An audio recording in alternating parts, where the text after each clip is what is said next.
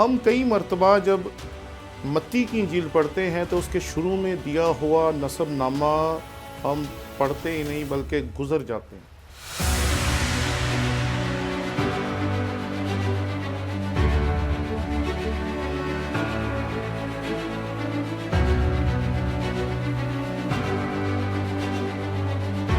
ہم نے آپ کے شوق کی قدر کرتے ہوئے ایک نیا یوٹیوب چینل شروع کیا جس کا نام ہے ٹونی ولیم آفیشل۔ اس پہ ہم نے کوشش کی کہ اپنے تمام کورسز جو پچھلے 15 سال میں ہم پڑھاتے رہے ہیں وہ ڈال سکیں تاکہ آپ اس سے بہتر طور پر سیکھ سکیں۔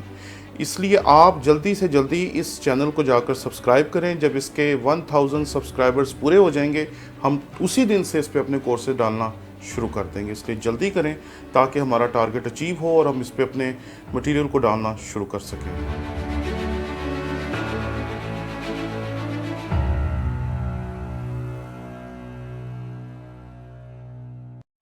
مسیح یسوع کے عظیم و جلیل نام میں آپ کی سلامتی ہو۔ میرا نام پادری پروفیسر ٹونی ولیم ہے۔ آج دسمبر کی 3 تاریخ ہے۔ ہم کئی مرتبہ جب متی کی انجیل پڑھتے ہیں تو اس کے شروع میں دیا ہوا نسب نامہ ہم پڑھتے ہی نہیں بلکہ گزر جاتے ہیں، کیونکہ اس میں بڑے مشکل نام ہیں، اور بچپن میں ہم سوچا کرتے تھے کہ یہ اتنے مشکل نام کیوں لکھے گئے۔ لیکن جب ہم خداوند کے کلام کو دیکھتے ہیں تو اس میں ہر ایک حرف، ہر ایک لفظ کا کوئی نہ کوئی مطلب ہے، کوئی نہ کوئی مفہوم ہے، اور بہت ساری چیزیں ہیں جو سمجھنے میں ہمیں عمر لگ جاتی ہے۔ جب ہم خداوند کے کلام کو پڑھتے ہیں تو اس میں ایک چیز دوسری چیز کے ساتھ ملائی جا رہی ہوتی ہے، لیکن ہمیں چونکہ اس لنک کا پتہ نہیں ہوتا اس لیے ہم سمجھتے ہیں کہ اس کی ضرورت کیا ہے۔ آج جو حوالہ ہم خداوند کے کلام میں سے پڑھیں گے وہ ہے لوکا طبیب کی معرفت لکھا گیا انجیلی بیان، اس کا پہلا باب اور اس کی 30ویں آیت۔ خداوند کے کلام میں یہاں لکھا ہے، فرشتے نے اس سے کہا ہے مریم خوف نہ کر، کیونکہ خدا کی طرف سے تجھ پر فضل ہوا ہے، اور دیکھ تو حاملہ ہوگی اور تیرے بیٹا ہوگا، اس کا نام یسوع رکھنا، وہ بزرگ ہوگا اور خدا تعالیٰ کا بیٹا کہلائے گا، اور خداوند خدا اس کے باپ داؤد کا تخت اسے دے گا۔ داؤد کا تخت جس کے بھی ہاتھ میں آیا اس نے اس کی اپنے طور پہ ضرور دیکھ بھال کی، اس کی پرواہ کی، لیکن بعد میں داؤد کے بیٹے کے بعد جو لوگ آئے انہوں نے ثابت کیا کہ وہ سلیمان کے بعد آنے والے تمام بادشاہ دراصل اس کے حقیقی حقدار نہ تھے۔ لیکن یہاں ہے جو حقیقی حقدار ہے، یہاں ہے جو داؤد کے تخت پر ابد تک بیٹھنے والا ہے۔ اور آگے دیکھیں خداوند کے کلام میں یہاں لکھا ہے، اور وہ یعقوب کے گھرانے پر ابد تک بادشاہی کرے گا، ابد تک،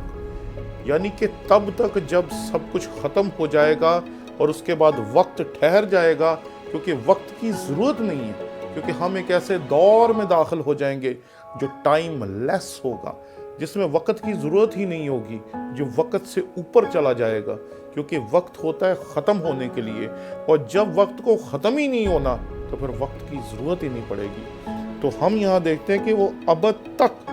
حکومت کرے گا، بادشاہی کرے گا، اور اس کی بادشاہی کا آخر نہ ہوگا۔ ایک پورا تسلسل ہمیں ملتا ہے۔ متی کی انجیل کا مصنف جو ہے وہ اپنی انجیل کو یہودیوں کے لیے تحریر کر رہا ہے، اور وہ بتانا چاہتا ہے کہ جو پیدا ہونے والا ہے، جو سمجھا جاتا ہے کہ یوسف کی بیوی مریم سے پیدا ہوا، دراصل وہ ہے کون، اس کا یوسف کا جو نسب نامہ ہے وہ کس سے ملتا ہے۔ اور لوکا جو ہے یہ بتاتا ہے کہ مقدسہ مریم کا نسب نامہ کس سے ملتا ہے، اور یہ دونوں ایک ہی بات بتانا چاہتے ہیں کہ یوسف کی طرف سے بھی اس کا تعلق داؤد کی نسل سے ہے، اور مقدسہ مریم کی طرف سے بھی اس کا تعلق داؤد کی نسل سے ہے۔ کیوں؟ کیونکہ داؤد کی نسل سے ہونے والا ہی داؤد کے تخت پر بیٹھ سکتا تھا۔ اس لیے اس حقیقت کو یاد رکھیں کہ مسیح خداوند شریعت کے تحت پیدا ہوا، اور اس نے شریعت کے تمام تقاضوں کو پورا کیا۔ اس لیے یہ وہ باتیں ہیں جو کئی مرتبہ کرسمس کے موقع پہ ہم دیکھنا بھول جاتے ہیں، کیونکہ ہم کرسمس ٹری کو سجانے میں مصروف ہوتے ہیں، اپنے گھروں کو سجانے میں مصروف ہوتے ہیں، تو ہم کبھی کبھی ان حقائق کو فراموش کر دیتے ہیں کہ مسیح خداوند کی اس دنیا میں جو آمد تھی وہ شریعت کی تکمیل تھی، اور شریعت کی تکمیل کے چند پہلوؤں میں سے ایک پہلو عہد عتیق کی تمام نبوتوں کی تکمیل تھی، اور وہ اس نے یہاں پر کی ہے، جو ہمارے سامنے دکھائی دیتی ہے کہ وہ خدا کا بیٹا کہلائے گا۔ یہ بات کسی انسان نے نہیں کی، یہ بات مسیح خداوند کے پیدا ہونے سے بھی پہلے فرشتے نے کی ہے۔ یعنی کہ اس کائنات میں مسیح خداوند کے تجسم سے